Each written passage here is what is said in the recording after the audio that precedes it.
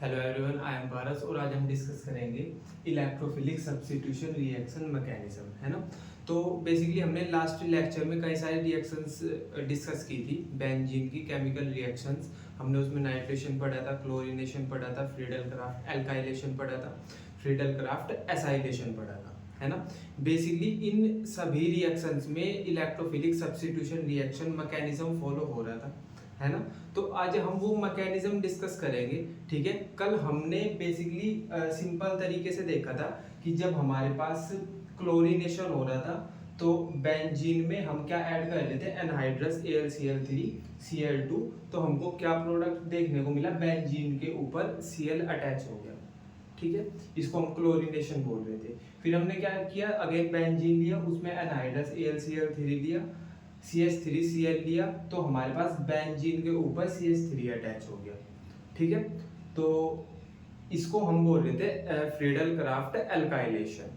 फिर हमने क्या किया, बेंजीन लिया, उसमें अगेन AlCl3 लिया, एनहाइड्रस AlCl3 लिया, उसमें CH3COCl ऐड कराया, तो हमको हमारे पास जो बेंजीन थी उसके ऊपर अटैच हो गया COCH3, ठीक है। ऐसे ही जब हमने नाइट्रेशन कराया तो बेंजीन में ऐड कराया HNO3 प्लस H2SO4 और बेंजीन के ऊपर अटैच हो गया NO2। ये सभी रिएक्शन हमने कल याद की थी।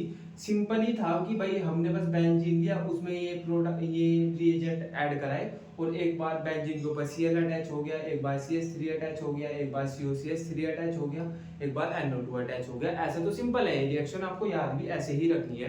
पर पूरी रिएक्शन में बेंजीन से हमारे पास क्लोरोबेंजीन बनने तक जो मैकेनिज्म फॉलो हुआ है इन सभी रिएक्शंस में, उसको आज हम डिस्कस करेंगे, ठीक है। तो अभी हम देख लेते हैं कि हमारे पास जब भी हम इलेक्ट्रोफिलिक सब्स्टिट्यूशन रिएक्शन पढ़ते हैं तो हमारे पास थ्री स्टेप्स होते हैं। इस मैकेनिज्म के 3 स्टेप्स होते हैं, है ना। फर्स्ट स्टेप है हमारे पास जनरेशन ऑफ एन इलेक्ट्रोफाइल, है ना। Generation of an electrophile meaning कि हमारे पास सबसे पहले एक इलेक्ट्रोफाइल जनरेट होगा।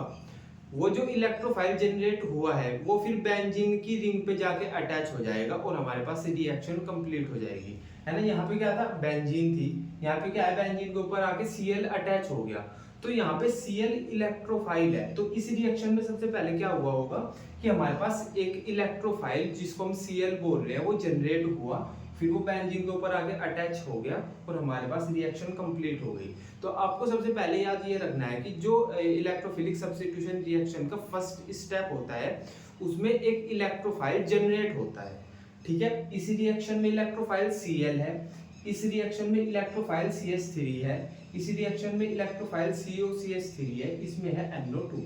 तो अभी बेसिकली हम ये देख रहे हैं कि हमारे पास इलेक्ट्रोफाइल जनरेट कैसे होगा, ठीक है। तो हम ऐसे देखते हैं कि हम क्लोरीनेशन एल्काइलेशन एसाइलेशन और नाइट्रेशन, है ना, ये सभी हमने रिएक्शन ऐसे डिस्कस की। इसको हम क्लोरीनेशन बोलते हैं, एल्काइलेशन, एसाइलेशन और नाइट्रेशन। तो इन 4 रिएक्शंस में से 3 रिएक्शंस में तो एनहाइड्रस AlCl3 यूज हो रहा है भाई। क्लोरीनेशन में भी, एल्काइलेशन में भी, एसाइलेशन में भी। क्लोरीनेशन में भी एनहाइड्रस AlCl3 यूज कर रहे हैं, फिर हम फ्रीडल क्राफ्ट एल्काइलेशन में भी यूज कर रहे हैं, फ्रीडल क्राफ्ट एसाइलेशन में भी यूज कर रहे हैं, है ना। मैंने यहाँ पे सिंपल एल्काइलेशन और एसाइलेशन लिख दिया, ऐसे इसका पूरा नाम है फ्रीडल क्राफ्ट एल्काइलेशन और फ्रीडल क्राफ्ट एसाइलेशन।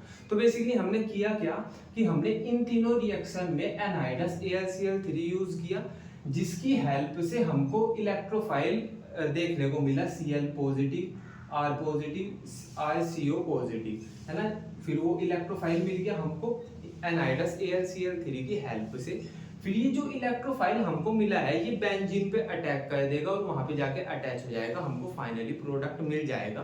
लेकिन अभी हमको ये तो समझ आ गया कि हमारे पास हमको इलेक्ट्रोफाइल मिलेगा, इलेक्ट्रोफाइल हमको मिल जाएगा, लेकिन वो मिलेगा कैसे।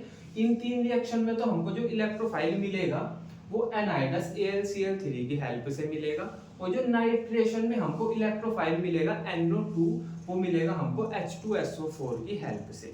अभी देख लेते हैं कैसे मिलेगा। भाई सिंपल है, हमारे पास हमने फर्स्ट रिएक्शन में क्या लिया था, एनहाइड्रस AlCl3 और Cl2 लिया था।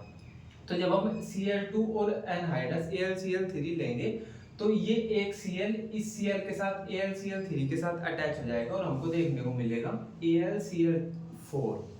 भाई यहाँ पे 3Cl थे, एक Cl यहाँ से यहाँ पे आ जाएगा तो ये बन जाएगा AlCl4, है ना। तो हम इसको ऐसे दिखाते हैं AlCl4 नेगेटिव। बचा क्या हमारे पास, Cl बचा, हमने यहाँ पे दिखा दिया Cl पॉजिटिव जो कि हमारे पास इलेक्ट्रोफाइल है, जिसको हम इलेक्ट्रोफाइल बोल रहे हैं।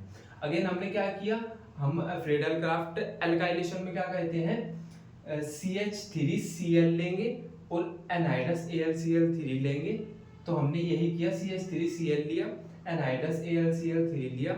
अगेन वही होगा, इसमें से ये Cl यहाँ से हट के यहाँ पे AlCl3 के साथ अटैच हो जाएगा तो हमको देखने को मिलेगा AlCl4 नेगेटिव और यहाँ पे बचेगा CH3 पॉजिटिव, जिसको हम बोल रहे हैं इलेक्ट्रोफाइल। अब ये जो इलेक्ट्रोफाइल जनरेट हो चुका है, यहाँ पे Cl इलेक्ट्रोफाइल जनरेट हुआ था, यहाँ पे CH3 इलेक्ट्रोफाइल जनरेट हुआ है। अब ये सिंपल जाके बेंजीन की रिंग से अटैच हो जाएगा और हमारे पास प्रोडक्ट का फॉर्मेशन हो जाएगा, ठीक है। ऐसे ही थर्ड वाले रिएक्शन में हम जब देख रहे थे, हम लेते हैं थर्ड वाले रिएक्शन में फ्रीडल क्राफ्ट एसाइलेशन में क्या लेते हैं, एनहाइड्रस AlCl3 लेते हैं, CH3COCl लेते हैं। होगा क्या कि ये वाला Cl AlCl3 के साथ अटैच हो जाएगा तो AlCl4 नेगेटिव मिल जाएगा हमको, ठीक है, और CH3CO पॉजिटिव मिल जाएगा। अगेन ये हमारे पास इलेक्ट्रोफाइल है, ये बेंजीन पे अटैक करेगा और वहां पे जाके अटैच हो जाएगा, प्रोडक्ट का फॉर्मेशन हो जाएगा, ठीक है। अब फोर्थ वाली रिएक्शन है नाइट्रेशन। इस वाली रिएक्शन में हम एनहाइड्रस AlCl3 यूज नहीं करते। इस रिएक्शन में जो एनहाइड्रस AlCl3 का काम होता है वो करता है H2SO4, ठीक है। इस रिएक्शन में क्या होगा कि हम लेते हैं नाइट्रेशन में HNO3 प्लस H2SO4, है ना। तो हमने क्या किया, HNO3 लिया, उसके साथ H2SO4 मिल गया हमको, मतलब हमने लिया, दोनों को ऐड कराया। तो ये जो H2SO4 का हाइड्रोजन है ये इस HNO3 के पास चला जाएगा और हमको देखने को मिलेगा H2NO3 पॉजिटिव और यहाँ पे रह जाएगा एक H, तो यहाँ पे हमको देखने को मिलेगा HSO4 नेगेटिव, ठीक है। अब ये जो हमारे पास H2NO3 पॉजिटिव है, अगर हम इसको खोल के लिखें तो ऐसा लिखा जाएगा, भाई यहाँ पे 2H है तो H2, यहाँ पे भी 2H है, फिर एक ऑक्सीजन है, ऑक्सीजन और उससे अटैच है NO2, ठीक है। अब होगा क्या कि ये यहाँ से ब्रेक डाउन कर जाएगा, ये यहाँ से ब्रेक डाउन कर जाएगा और हमको देखने को मिलेगा NO2 देखने को मिला और H2O, ठीक है। तो बेसिकली यहाँ पे जो NO2 है वो इलेक्ट्रोफाइल है, ठीक है। तो बेसिकली मैं आपको ये समझाना चाह रहा हूँ कि हमारे पास जितनी भी रिएक्शन है उन सब रिएक्शन में, उनमें से 3 रिएक्शन में तो इलेक्ट्रोफाइल जनरेट करने में हेल्प की एनहाइड्रस AlCl3 ने, फोर्थ वाली रिएक्शन में इलेक्ट्रोफाइल जनरेट करने में हेल्प की H2SO4 ने। फाइनली हमारे पास इलेक्ट्रोफाइल जनरेट हो चुके हैं, ये भी इलेक्ट्रोफाइल है, ये भी इलेक्ट्रोफाइल है, ये भी इलेक्ट्रोफाइल है, ये भी इलेक्ट्रोफाइल है, ये नहीं इलेक्ट्रोफाइल है, ये वाला है। और अब ये क्या करेंगे, हमारे पास फाइनली इलेक्ट्रोफाइल जनरेट हो चुके हैं। अब हमारे पास सेकंड स्टेप होगा कि जिसमें ये इलेक्ट्रोफाइल बेंजीन की रिंग पे अटैक करेंगे। तो अब हम देख लेते हैं कि इसके बाद सेकंड स्टेप क्या है। सेकंड स्टेप है हमारे पास फॉर्मेशन ऑफ कार्बोकैटायन इंटरमीडिएट, है ना। यहाँ पे क्या होगा कि जो हमारे पास इलेक्ट्रोफाइल हमको मिला है वो बेंजीन की रिंग पे अटैक कर देगा, है ना। तो सिंपल आपको अभी तक इतना समझ आना चाहिए कि जो हमारे पास इलेक्ट्रोफिलिक सब्स्टिट्यूशन रिएक्शन होती है उसका जब हम मैकेनिज्म पढ़ते हैं तो उसका जो फर्स्ट स्टेप होता है वो होता है जनरेशन ऑफ एन इलेक्ट्रोफाइल। इसमें क्या होगा, इलेक्ट्रोफाइल जनरेट होगा, है ना। हम ये देखते हैं कि क्लोरीनेशन, एल्काइलेशन और एसाइलेशन में हमारे पास एनहाइड्रस AlCl3 हमारे पास यूज होता है इलेक्ट्रोफाइल जनरेट करने के लिए और नाइट्रेशन में यूज होता है H2SO4, है ना। तो क्लोरीनेशन में हमारे पास इलेक्ट्रोफाइल जो जनरेट होता है वो होता है Cl पॉजिटिव, एल्काइलेशन में होता है R पॉजिटिव, एसाइलेशन में होता है RCO पॉजिटिव और नाइट्रेशन में होता है NO2 पॉजिटिव। अब सिंपल होगा क्या कि सेकंड स्टेप में ये जो हमारे पास इलेक्ट्रोफाइल्स हैं ये जाके बेंजीन की जो रिंग है उस पे अटैक कर देंगे, ठीक है। अब देखते हैं कि ये अटैक कैसे करते हैं, ठीक है।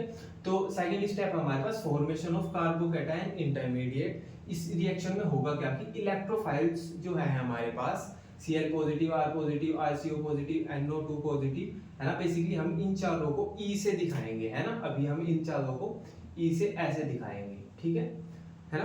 तो यहाँ पे होगा क्या कि इलेक्ट्रोफाइल अटैक कर देगा बेंजीन की रिंग पे, जिससे हमारे पास सिग्मा कॉम्प्लेक्स का फॉर्मेशन होगा, है ना। सेकंड स्टेप में क्या होगा, हमारे पास इलेक्ट्रोफाइल है, वो बेंजीन की रिंग पे अटैक कर देगा और हमारे पास सिग्मा कॉम्प्लेक्स का फॉर्मेशन हो जाएगा। ठीक है, तो देख लेते हैं कैसे अटैक होगा। भाई ये हमारे पास सिंपल बेंजीन की रिंग है, यहाँ पे इलेक्ट्रोफाइल है, ई से मैंने इसको डिनोट किया है, ई की जगह पे इन चारों में से कोई सा भी हो सकता है। ठीक है, इसने क्या किया कि इस वाले कार्बन पे अटैक कर दिया। ठीक है, अब जब ये इस वाले कार्बन पे अटैक करेगा तो ये बॉन्ड टूट जाएगा यहाँ पे। ठीक है, अब ये एक कार्बन ये है और एक कार्बन ये है, इन दोनों कार्बन के बीच का जो डबल बॉन्ड था वो ब्रेक डाउन हो गया। ठीक है, इस वाले कार्बन को तो मिल जाएगा इलेक्ट्रोफाइल ई, है ना, और इस वाले कार्बन पे आ जाएगा पॉजिटिव चार्ज। ठीक है, तो हमने ऐसे यहाँ पे दिखाया कि इस वाले कार्बन को तो मिल गया ई, है ना, इलेक्ट्रोफाइल मिल गया इसको तो। ठीक है, और इस वाले कार्बन पे आ गया पॉजिटिव चार्ज। अब आप बोलोगे कि ये भैया हाइड्रोजन कहाँ से आ गया, तो मैंने आपको ऐसा बताया था ना कि जो हमारे पास बेंजीन का स्ट्रक्चर होता है ना, वो ऐसा होता है, उस पे हाइड्रोजन पहले से ही अटैच होता है।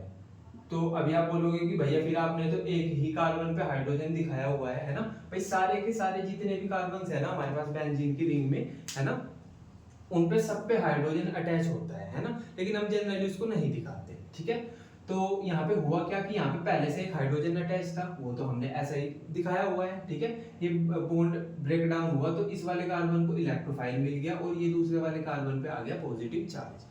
ठीक है, इसको बोलते हैं सिग्मा कॉम्प्लेक्स, है ना। तो बेसिकली हमारे पास सेकंड स्टेप था जो फॉर्मेशन ऑफ कार्बोकैटायन इंटरमीडिएट। इसमें हुआ क्या, इलेक्ट्रोफाइल ने अटैक कर दिया बेंजीन की रिंग पे और हमारे पास वहां से हमको सिग्मा कॉम्प्लेक्स का फॉर्मेशन हो गया, हमारे पास सिग्मा कॉम्प्लेक्स बन के तैयार हो गया।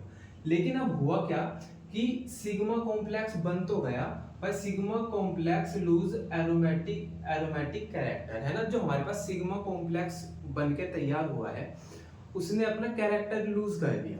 ठीक है, अब यार फिर वो तो वही चीज होगी, जब किसी ने अपना कैरेक्टर ही लूज कर दिया फिर तो उसके पास कुछ बचा ही नहीं, है ना। तो अब यार इसका कैरेक्टर लूज थोड़े ना कराना था हमको तो भाई रिएक्शन का मैकेनिज्म पढ़ना था, कैरेक्टर लूज थोड़े ना कराना था, है ना। अब सिग्मा कॉम्प्लेक्स का फॉर्मेशन हुआ, उसका कैरेक्टर लूज हो गया, अब उसका कैरेक्टर लाना पड़ेगा। अब ये ऐसा तो है नहीं कि इंसान है कि हाँ भाई कैरेक्टर एक बार चला गया तो नहीं आएगा। अब यार ये केमिस्ट्री है और हम यहाँ पे कैरेक्टर जाने के बाद भी कैरेक्टर को वापस ले आएंगे, है ना। देखो कैसे लाएंगे हम। तो हमारे पास फाइनली सिग्मा कॉम्प्लेक्स का फॉर्मेशन हुआ, है ना, सिग्मा कॉम्प्लेक्स का फॉर्मेशन हुआ, लेकिन एरोमेटिक कैरेक्टर लूज हो गया, है ना, एरोमेटिक कैरेक्टर चला गया सिग्मा कॉम्प्लेक्स का। अब हम क्या करेंगे, हम रिमूवल ऑफ सेकंड स्टेप यहीं तक था, है ना। इसके बाद होता है थर्ड स्टेप बोलते हैं हम रिमूवल ऑफ प्रोटॉन। हम ऐसा बोलते हैं कि अगर हमारे पास एक इस हाइड्रोजन का रिमूवल हो जाए, इस हाइड्रोजन का रिमूवल हो जाए तो यहाँ से डबल बॉन्ड वापस आ जाएगा, है ना, डबल बॉन्ड वापस आ जाएगा और हम ऐसा बोल देंगे कि जो हमारे पास एरोमेटिक कैरेक्टर था वो भी वापस आ गया, है ना। क्योंकि भाई यहाँ पे अगर इस वाले कार्बन पे आके कुछ जुड़ा है, यहाँ पे आके इलेक्ट्रोफाइल अटैच हुआ था तो यहाँ से कुछ रिमूव भी होना चाहिए था। रिमूव यहाँ से कुछ हुआ नहीं, हाइड्रोजन यहाँ पे ऐसा का ऐसा ही है। ठीक है, तो हमारे पास सिग्मा कॉम्प्लेक्स का फॉर्मेशन हुआ। अब हमने सिग्मा कॉम्प्लेक्स को उठाया, हमने कहा कि यार ये जो हाइड्रोजन है ना, जिसको हम प्रोटॉन भी बोलते हैं, इसका रिमूवल कराना पड़ेगा, इस हाइड्रोजन को यहाँ से हटाना पड़ेगा। ठीक है, तभी हमारे पास एरोमेटिक कैरेक्टर वापस आएगा। तो हमने क्या किया, AlCl4 नेगेटिव जो कि हमारे पास यहाँ पे बना हुआ था उसको यहाँ पे ले आए, है ना, वो अपने आप आ गया। ठीक है, और ये क्या करेगा, ये इसमें से एक Cl इस हाइड्रोजन के साथ मिलके HCl का फॉर्मेशन कर लेगा। ठीक है, HCl का फॉर्मेशन कर लेगा, यहाँ से हाइड्रोजन हट गया तो यहाँ पे हमारे पास डबल बॉन्ड का फॉर्मेशन हो जाएगा और ये हमारे पास फाइनली प्रोडक्ट बन जाएगा, ये फाइनली प्रोडक्ट बन जाएगा। ठीक है, अब आप ऐसा बोलोगे कि भैया चलो ठीक है, यहाँ पे हमारे पास इलेक्ट्रोफाइल था और हमने AlCl4 को ले आए हम, पर ऐसा नाइट्रेशन, जब हम नाइट्रेशन देख रहे हैं उसमें तो हमारे पास AlCl3 हम यूज ही नहीं करते, मतलब उसमें तो AlCl4 होता ही नहीं। नाइट्रेशन में हम देखो क्लोरीनेशन, एल्काइलेशन और एसाइलेशन में तो हम एनहाइड्रस AlCl3 यूज करते हैं, तो हमको AlCl4 देखने को मिल जाएगा आसानी से क्योंकि हम यूज ही कर रहे हैं ना। लेकिन अगर मैं बात करूं नाइट्रेशन में, हम एनहाइड्रस AlCl3 हम यूज नहीं करते, तो हम हाइड्रोजन को कैसे रिमूव करेंगे नाइट्रेशन में। तो वहां पे हम यूज करते हैं H2SO4, और H2SO4 में हमारे पास प्रेजेंट होता है, जब हम HNO3 की रिएक्शन H2SO4 से कराएंगे तो हमारे पास HSO4 नेगेटिव प्रेजेंट होता है, हम उसको यहाँ पे लेके आएंगे। होगा क्या कि ये हाइड्रोजन इसके साथ मिलके H2SO4 का फॉर्मेशन कर लेगा, और ये हाइड्रोजन यहाँ से रिमूव हो जाएगा, और यहाँ पे ऐसा इलेक्ट्रोफाइल अकेला रह जाएगा और डबल बॉन्ड का फॉर्मेशन हो जाएगा। ठीक है, तो हमारे पास फाइनली प्रोडक्ट बन जाएगा। क्लियर है क्या ये वाला पॉइंट? ठीक है, तो अभी मैं आपको समराइज कर देता हूँ। हमने इलेक्ट्रोफिलिक सब्स्टिट्यूशन रिएक्शन के मैकेनिज्म में क्या पढ़ा कि इसके 3 स्टेप्स होते हैं।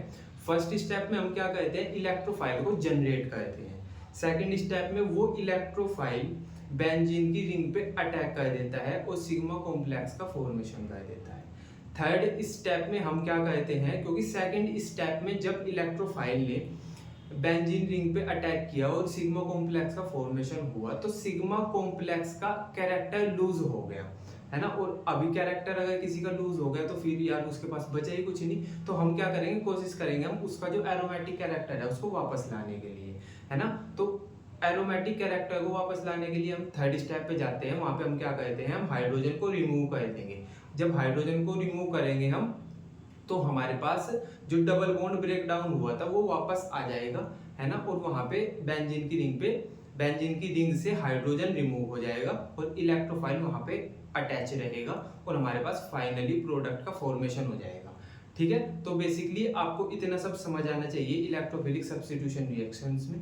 ठीक है, तो अभी बेसिकली हमें एक और छोटा सा टॉपिक होता है वो देख लेते हैं, जिसको बोलते हैं हम directive influence of functional group in arenes, है ना। तो बेसिकली इसमें हम क्या कहते हैं कि हमारे पास कोई एरोमेटिक कंपाउंड होता है, जैसे बेंजीन, हमारे पास एक बेंजीन है। बेंजीन पे कोई फंक्शनल ग्रुप अटैच होगा, कुछ भी हो सकता है, CH3 हो सकता है, C2H5 हो सकता है, OH हो सकता है। तो सिंपल हमारे पास बेंजीन है या कोई एरोमेटिक कंपाउंड है, उस पे एक फंक्शनल ग्रुप अटैच है। ठीक है, जिसको हम बोल देते हैं एग्जिस्टिंग फंक्शनल ग्रुप, मतलब उस बेंजीन पे पहले से एक फंक्शनल ग्रुप है। ठीक है, अब होगा क्या कि उसके पास कोई नया फंक्शनल ग्रुप आएगा, और जो पहले से उस पे प्रेजेंट है फंक्शनल ग्रुप, वो फंक्शनल ग्रुप उसको बताएगा कि तुमको किस पोजीशन पे अटैच होना है। सिंपल मैं ये बोल रहा हूँ, हमारे पास बेंजीन है या कोई एरोमेटिक कंपाउंड है, उस पे फंक्शनल ग्रुप पहले से अटैच है। जब कोई नया फंक्शनल ग्रुप आएगा तो वो जो पहले से अटैच फंक्शनल ग्रुप है वो उसको ये बताएगा कि तुमको अटैच कहाँ पे होना है। ठीक है, इसको हम पढ़ते हैं इस टॉपिक के अंदर। ठीक है, तो बेसिकली सबसे पहले हमारे पास होता क्या है कि एक एरोमेटिक कंपाउंड है, जैसे हमारे पास बेंजीन हो गया। ठीक है, उस पे होगा क्या, एग्जिस्टिंग फंक्शनल ग्रुप होगा, उस पे कुछ ना कुछ फंक्शनल ग्रुप लगा होगा। जैसे हमने मान लिया कि बेंजीन है और बेंजीन पे CH3 अटैच है, तो हमने बोल दिया कि वो एग्जिस्टिंग फंक्शनल ग्रुप है, वो पहले से उस पे अटैच है। ठीक है, अब ये जो एग्जिस्टिंग फंक्शनल ग्रुप है ये डायरेक्ट करेगा नए फंक्शनल ग्रुप, जो नया फंक्शनल ग्रुप आया है उसको ये डायरेक्ट करेगा, उसको ये बताएगा कि तुमको बेंजीन की किस पोजीशन पे अटैच होना है। ठीक है, तो हमने सिंपल बोला कि एग्जिस्टिंग फंक्शनल ग्रुप डायरेक्ट करता है एंटरिंग फंक्शनल ग्रुप को, कि जो नया वाला फंक्शनल ग्रुप आएगा उसको कहाँ पे बेंजीन पे अटैच होना है वो हमको बताएगा, कि जो पहले से जुड़ा हुआ फंक्शनल ग्रुप था वो बताएगा उस ग्रुप को कि तुमको किस पोजीशन पे अटैच होना है। ठीक है, अब सिंपल एक चीज समझो कि मैं ना ये बोल रहा हूँ कि हमारे पास एक मोनो सब्स्टिट्यूटेड बेंजीन है। मोनो सब्स्टिट्यूटेड मतलब कि बेंजीन पे एक सब्स्टिट्यूएंट लगा हुआ है। मतलब हमने क्या किया, हमारे पास बेंजीन का स्ट्रक्चर होता है कुछ ऐसा, बेंजीन का स्ट्रक्चर होता है हमारे पास कुछ ऐसा। ठीक है, ये हमारे पास बेंजीन का स्ट्रक्चर है। ठीक है, हमने क्या किया, यहाँ से एक हाइड्रोजन हटा के एक फंक्शनल ग्रुप लगा दिया, जैसे CH3 लगा दिया।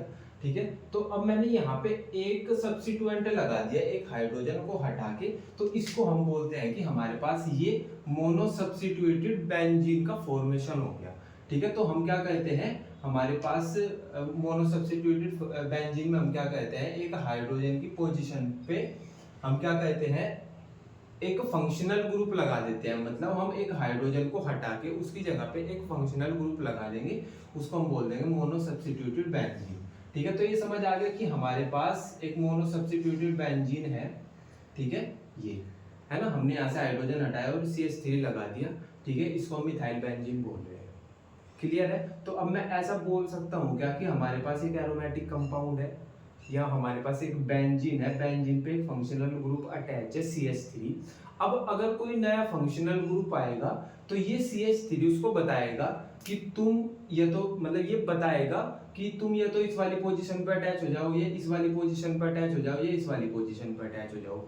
नए आने वाले फंक्शनल ग्रुप को ये वाला फंक्शनल ग्रुप जहां जिस पोजीशन पे अटैच होने के लिए बोलेगा वो उसी पोजीशन पे अटैच हो जाएगा। क्लियर है? इतना समझ आ गया है ना? तो हम यहाँ पे CH3 को क्या बोल रहे हैं? एग्जिस्टिंग फंक्शनल ग्रुप, है ना, ये वाला एग्जिस्टिंग फंक्शनल ग्रुप मतलब जो फंक्शनल ग्रुप पहले से है, ये हमको डायरेक्ट करेगा कि नए वाला फंक्शनल ग्रुप को किस पोजीशन पे आगे अटैच होना है।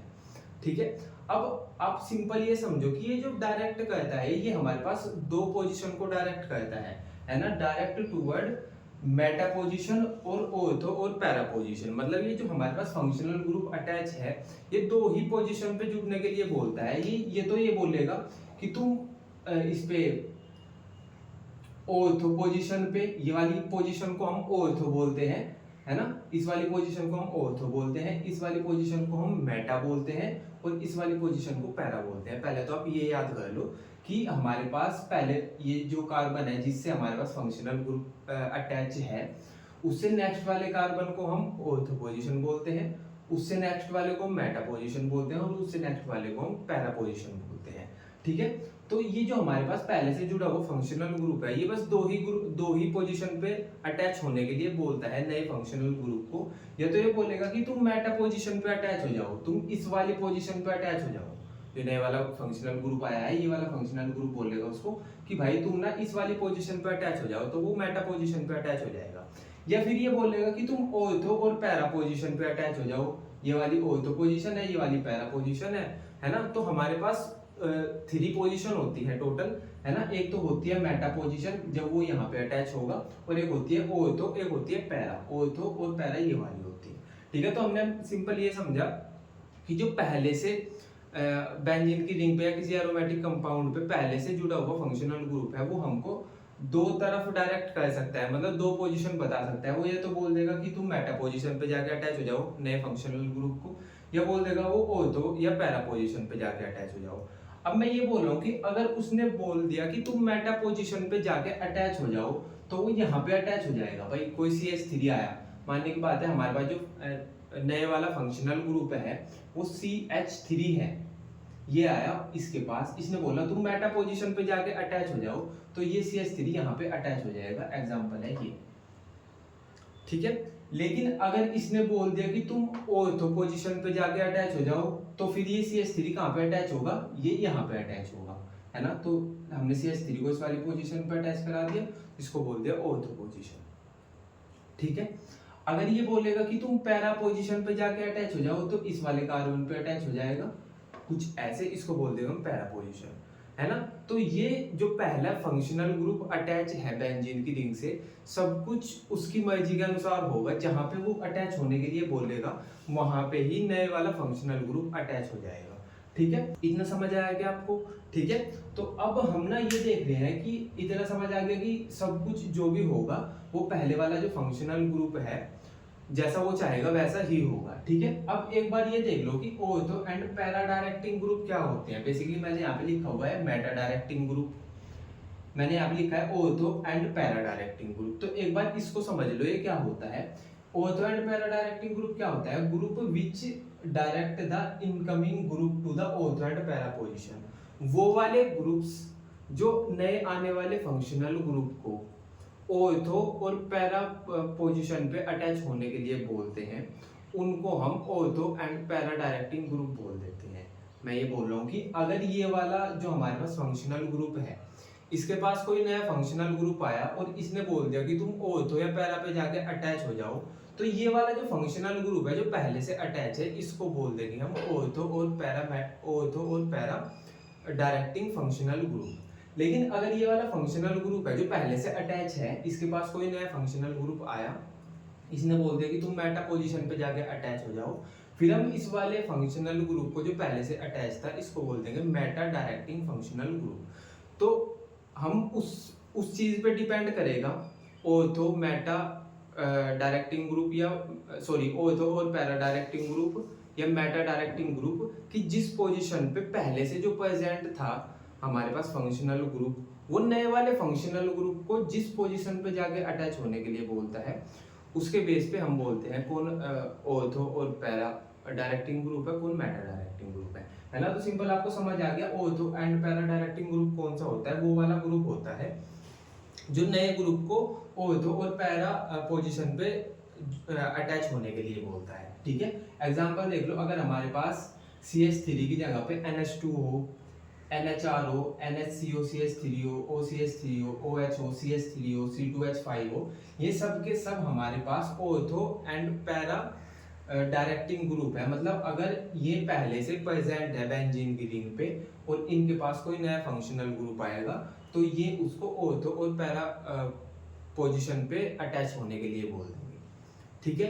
अब आप बोलोगे कि ये ऑर्थो और पैरा पोजीशन पे अटैच होने के लिए ही क्यों बोल रहे हैं, क्योंकि हमारे पास अगर बेंजीन की रिंग पे ये वाले फंक्शनल ग्रुप अटैच हैं तो ऑर्थो और पैरा पोजीशन पे इलेक्ट्रॉन की डेंसिटी हाई होती है, मींस वहां पे इलेक्ट्रॉन्स ज्यादा होते हैं, तो इसलिए ये बोल देते हैं कि तुम ऑर्थो और पैरा पोजीशन पे जाके अटैच हो जाओ, ठीक है। अब बात आती है कि हमारे पास मेटा डायरेक्टिंग ग्रुप क्या होते हैं, ठीक है। तो group which direct the incoming group to meta position, मतलब मेटा डायरेक्टिंग ग्रुप वो होते हैं कि अगर उनके पास कोई नया फंक्शनल ग्रुप आएगा तो वो उनको ऐसा बोल देंगे कि तुम मेटा पोजीशन पे जाके अटैच हो जाओ, ठीक है। हम उनको मेटा डायरेक्टिंग ग्रुप बोल देंगे, ठीक है। जो नए आने वाले फंक्शनल ग्रुप को ऐसा बोलेगा कि तुम मेटा पोजीशन पे जाके अटैच हो जाओ, हम उसको मेटा डायरेक्टिंग ग्रुप बोल देंगे, ठीक है। एग्जांपल देख लो, NO2 होगा तो मेटा पे जाने के लिए बोल देगा नए फंक्शनल ग्रुप को, CN होगा, CHO होगा, COR होगा, COOR होगा, SO3H होगा। तो इनमें से अगर कोई भी हमारे पास बेंजीन पे पहले से अटैच है तो नए आने वाले फंक्शनल ग्रुप को वो बोल देगा कि तुम मेटा पोजीशन पे जाके अटैच हो जाओ, क्लियर है, ठीक है। अब बोलोगे कि ऐसा ये मेटा पोजीशन पे क्यों बोलते हैं, उसने पहले उन्होंने बोला ऑर्थो और पैरा पे जाके अटैच हो जाओ, तो उसका रीजन पड़ा था कि हमारे पास जब बेंजीन की रिंग पे ये वाले फंक्शनल ग्रुप अटैच होंगे तो बेंजीन की रिंग है जो उसकी ऑर्थो और पैरा पोजीशन पे इलेक्ट्रॉन की डेंसिटी ज्यादा होगी, इसलिए वो बोल रहे हैं कि तुम ऑर्थो और पैरा पे जाके अटैच हो जाओ। लेकिन जब हमारे पास ये वाले फंक्शनल ग्रुप अटैच होंगे बेंजीन की रिंग पे तो बेंजीन की मेटा पोजीशन पे इलेक्ट्रॉन की डेंसिटी ज्यादा होगी, तो इसलिए ये बोलते हैं कि तुम मेटा पोजीशन पे जाके अटैच हो जाओ।